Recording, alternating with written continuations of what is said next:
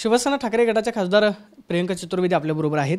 Madam, आपण पाहतोय की लोकसभा निवडणुकीची तयारी आता पक्षाकडून सुरू झालेली आहे।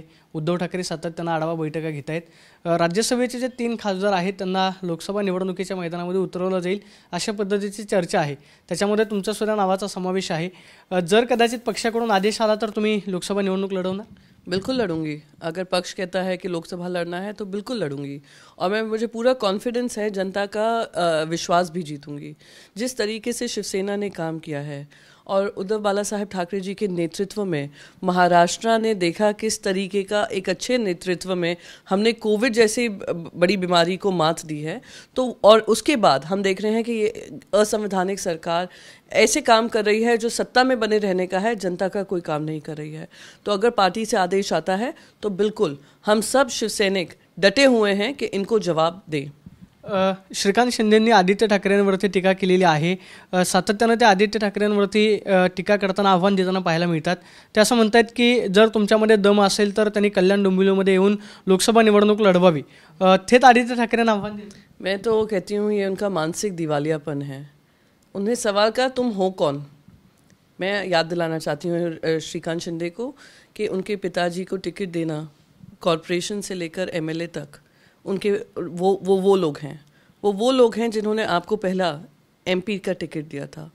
वो लोग हैं जिन्होंने आपको मान सम्मान और जो पार्टी पक्ष दे सकती थी वो सब दिया। और फिर भी आपने क्या किया? गद्दारी की, पीठ में खंजर घोंपा। जब उनकी तबीयत खराब थी आपने इस तरीके का षड्यंत्र बनाया।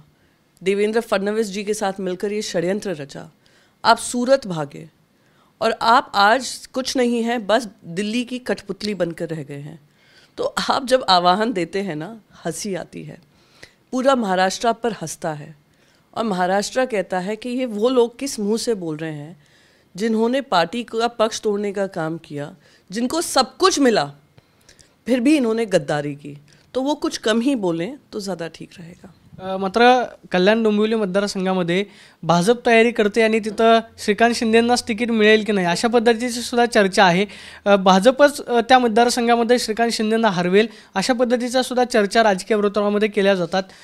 भाजप सुद्धा श्रीकांत शिंदेंना आणि एकनाथ शिंदेंना अडचणीत आणू शकते त्या मतदारसंघात? बिल्कुल आएगा। आप देखिएगा कितने जूते चप्पल चलेंगे जैसे ही लोकसभा चुनाव की बात आएगी।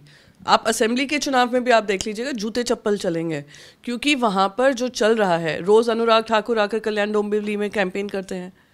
किसके लिए करते हैं? वो अपने पक्ष के लिए करते हैं, इनके लिए पक्ष के लिए नहीं करते हैं। तो जिसकी खुद की सीट पक्की नहीं है वो किसी को आह्वान कैसे दे सकते हैं? पर मैं फिर से कहूँगी, ये 4 दिन की चांदनी है। 4 महीने हो, 8 महीने हो, 9 महीने हो, आप सरकार में रहे, सत्ता का मौज लिया, पर जब जनता के दरबार में जाएंगे, अभी तो दिल्ली दरबार में आप लोग नतमस्तक हैं, जनता के दरबार में जाएंगे तो जनता आप पे थू थू करेगी, आपको वोट भी नहीं करेगी, आपको हराएगी और आपकी जगह दिखाएगी। केंद्रीय निवडणूक आयोगामध्ये जशी शिवसेनेची सुनावणी झाली, पक्ष आणि पक्षाचं चिन्ह हे एकनाथ शिंदेंना देण्यात आलं। राष्ट्रवादीची सुनावणी केंद्रीय निवडणूक आयोगामध्ये होते। अजित पवार असं म्हणतात, म्हणजे अजित पवार गटाकडून अशी युक्तिवाद जो आहे तो केंद्रीय निवडणूक आयोगामध्ये करण्यात आलेला आहे। शरद पवार हे हुकुमशाही पद्धतीने पक्ष चालवतात, त्यांच्या पक्षामध्ये लोकशाही नाही, म्हणून आमचं सगळं पक्षाचं बहुमत जे आहे ते अजित पवार गटाकडे आहे। पक्ष आणि पक्षाचं चिन्ह जे आहे अजित पवार गटाला मिळालं। भारतीय जनता पार्टी में बहुत लोकशाही है, जिनके साथ ये भागे हैं, जिनको 48 घंटे पहले कहा था, देश के प्रधानमंत्री ने कहा था 70,000 करोड़ का घोटाला करे बैठे, ये भ्रष्टाचारी है। आज आप उनके पैरों पे पड़े हुए हैं और आप अपनी पार्टी पे ऐसी टीका टिप्पणी कर रहे हैं जिन्होंने आपको सब कुछ दिया। शरद पवार जी ने ये जो भी सारे गए हैं उनको क्या क्या नहीं दिया, जिम्मेदारियां दी, टिकट दिया, मान बढ़ाया, सम्मान बढ़ाया, और आज आप इस तरीके की भाषा का इस्तेमाल कर रहे हैं। मैं फिर से कहूँगी, जो शिवसेना का निर्णय इलेक्शन कमीशन ने लिया है वो बहुत ही गलत निर्णय लिया था। सुप्रीम कोर्ट ने भी उस पर टिप्पणी की है। ऐसा है कि कोई आपके घर पे आकर चोरी करे और वो सामान जब मिले पुलिस को, पुलिस कहे कि ये चोरों को हम हवाले कर रहे हैं, जो उसके ओनर हैं उसको हम नहीं देंगे। शेड्यूल 10 संविधान का बहुत स्पष्ट है कि स्प्लिट पार्टी में तब होता है, और ये प्रश्न चिन्ह जो चिन्ह को लेकर है और पार्टी को लेकर है, जब संगठन के ऑफिस बेरर्स और लेजिस्लेटिव असेंबली हो या पार्लियामेंट्री मेंबर्स हो, उन सबका 2/3 हिस्सा स्प्लिट हुआ हो। आपने सिर्फ लेजिस्लेटिव स्ट्रेंथ के आधार पे किया, पार्लियामेंट स्ट्रेंथ के आधार पे किया। यही है एनसीपी पे अगर करेंगे तो सुप्रीम कोर्ट को इस पे निर्णय और कार्रवाई लेनी ही पड़ेगी, क्योंकि इलेक्शन कमीशन जो निर्णय ले रहा है वो गैर संवैधानिक है, शेड्यूल 10 के खिलाफ है। हे प्रकरण जे आहे ते पुन्हा सुप्रीम कोर्टामध्ये पोहोचलेलं आहे. जयंत पाटलांनी याचिका दाखल केलेली आहे की 9 मंत्र्यांनी जी शपथ घेतलेली आहे त्यांना अपात्र करा. शिवसेनेचं प्रकरण सध्या विधानसभा अध्यक्षांसमोर आहे. राष्ट्रवादीचे सुद्धा आमदार अपात्र होते. राष्ट्रवादी के भी, जैसे शिवसेना का तो बहुत स्पष्ट है, हमने सुप्रीम कोर्ट में ये लड़ाई लड़ी है। सुप्रीम कोर्ट का वर्डिक्ट है कि ये महाराष्ट्र असेंबली स्पीकर निर्णय लेंगे। कुछ दिन पहले सुप्रीम कोर्ट ने फिर से स्पीकर को डांट लगाई ये कहकर कि ये जो सुप्रीम कोर्ट का निर्णय है उसके खिलाफ आप काम कर रहे हैं निर्णय ना लेकर। तो अगर ये डिस्क्वालिफिकेशन नहीं होता हम तो जाएंगे ही फिर से सुप्रीम कोर्ट, फिर सुप्रीम कोर्ट को निर्णय लेना पड़ेगा। सेम एनसीपी का है। एनसीपी ने भी जो डिस्क्वालिफिकेशन का कहा है, जहां चीफ विप हो या पार्टी फ्लो लीडर हो वो बदलने का काम किया, वो गैर संवैधानिक है, ऑलरेडी निर्णय हो चुका है।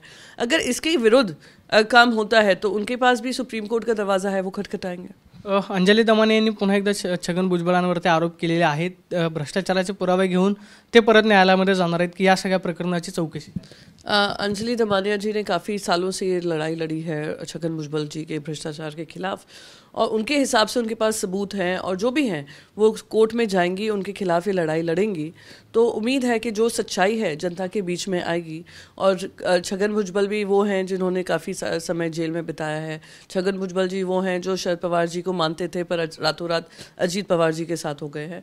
तो वो अब जो भी होगा, जो सत्य तथ्य सामने डॉक्यूमेंट्स आएंगे, उम्मीद करती हूँ कोर्ट उस पर कार्रवाई करेगी। मात्र जो आरोप अजित पवार गटात सहकाऱ्यांवरती लावला जातो तो म्हणजे की हे सगळे भ्रष्टाचाराची चौकशी होईल म्हणून या सगळ्या चौकशीला घाबरून पळून गेलेले आहेत. केंद्रीय यंत्रणांचा दबाव त्यांच्यावरती होता. बिल्कुल है, बिल्कुल है। आप देखिए आज भारतीय जनता पार्टी के पास और कोई दोस्त नहीं है, पॉलिटिकल पार्टी के दोस्त नहीं है। उनके पास सिर्फ 3 एलाइज हैं, 3 इलेक्शन पार्टनर्स हैं, वो है ईडी, सीबीआई और आईटी। सरकारों को गिराना, सरकारों से जो लोग भ्रष्टाचारी का आरोप लगाते हैं उनको अपने साथ में लेना, उनको वॉशिंग मशीन में डालना और उनको क्लीन चिट देना, और साथ ही साथ उन लोगों पे हड़कंप मचाना जो उनके खिलाफ बोलते हैं। संजय सिंह जी को देख लीजिए, संजय राउत जी को देख लीजिए, इतने सारे इन्होंने अरेस्ट करवाए, क्या निकल कर आया उसमें? कुछ भी नहीं निकल कर आया है। तो ये सिर्फ पॉलिटिकली मोटिवेटेड है। ED, CBI, IT Bharatiya Janata party की सेवा में लगी हुई है।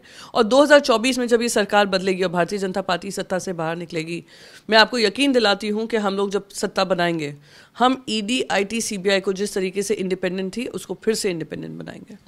राज ठाकरेंनी टोल दरवाढीचा मुद्दा जो आहे तो घेतलेला आहे. सातत्यानं ते मुख्यमंत्र्यांची भेट घेत आहेत, मुख्यमंत्री त्यांच्या घरी जात आहेत, उपमुख्यमंत्री देवेंद्र त्यांच्या घरी जात आहेत. राज ठाकरे आणि महायुतीची जवळीक वाढली अशा पद्धतीची सुद्धा चर्चा आहे. शिवसेनेला शह देण्यासाठी कुठेतरी राज ठाकरेंच्या हाताला धरलं जात आहे का, किंवा राज ठाकरे असं म्हणतात की मी येत्या 2-4 दिवसांमध्ये मुख्यमंत्र्यांची भेट घेणार आहे. सातत्यानं मुख्यमंत्र्यांच्या भेटी वाढत आहेत. 0 + 0 + 0 का अंजाम 0 ही होता है।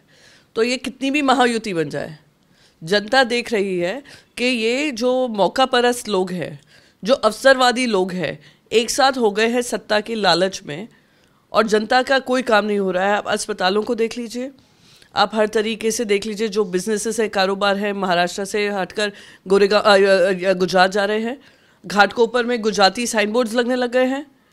तो ये, और दिल्ली दरबार में हमारे नतमस्तक मुख्यमंत्री और उप मुख्यमंत्री बैठे रहते हैं। तो ये 0 होगा, जनता देख रही है, 0 इनका फ्यूचर है और 0 मनसे का फ्यूचर है। तो 0 + 0 = 0। शेवटचा प्रश्न, खेडमध्ये खरं तर मंडणगडमध्ये देवेंद्र फडणवीसांचे बॅनर लागलेले आहेत, ज्याच्यावरती रामदास कदमांचा फोटो आहे, त्यांच्या मुलाचा म्हणजे आमदार योगेश कदमांचा फोटो आहे. देवेंद्र फडणवीसांचा उल्लेख त्यांनी लोकनेते आणि धुरंधर राजकारणी असा केलेला आहे. देवेंद्र फडणवीसांचा फोटो आणि त्यावरती त्यांच्या पद्धतीनं असं कॅप्शन लिहिलं गेलं, त्यामुळे राजकीय वर्तुळामध्ये बऱ्याच चर्चा आहे.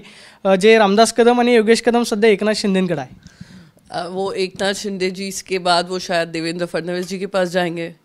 पर मैं आपको फिर से कहूँगी, राम कदम जी हों, योगेश कदम जी हों, उनको शिवसेना उद्धव बाला साहेब ठाकरे जी ने क्या क्या नहीं दिया। मंत्री बनाया, कॉरपोरेटर से एमएलए बनाया, मंत्री पद दिया, हर चीज़ तरीके से काम किया। योगेश कदम जी भी जैसे ही उन्होंने मंशा जताई कि उनको इलेक्शन लड़ना है, उनको इलेक्शन की टिकट दी। फिर भी उन्होंने गद्दारी कर कर आप दूसरे पक्ष में गए। आपने क्या क्या नहीं कहा, रामदास कदम जी ने आदित्य साहब के बारे में क्या क्या नहीं कहा, ऐसे शब्दों का इस्तेमाल किया जो राजनीति में निम्न स्तर की भाषा का इस्तेमाल किया है। और आज आप देख रहे हैं कि शिंदे भी आपके साथ नहीं है, तो अब आप तीसरा विकल्प ढूंढ रहे हैं। तो आप कहीं भी जाएं, फिर से कहूँगी, जनता देख रही है और जनता इंतजार कर रही है की जब वोट का समय आएगा सबको उनकी जगह दिखाएगी। आता आपण पाहतोय की जनता जी आहे ती निवडणुकीची वाट पाहते आणि येत्या निवडणुकीमध्ये जनता या पक्षांना धडा शिकवेल अशा पद्धतीची प्रतिक्रिया प्रियंका चतुर्वेदींनी दिल्याचं पाहायला मिळतं। कॅमेरा पर्सन विनोद संघ, प्रदीप कापसे, TV9 मराठी, नवी दिल्ली।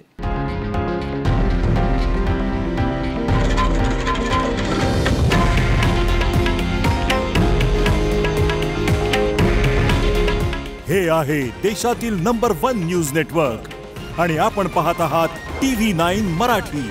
काळजी तुमची, हित महाराष्ट्राचं।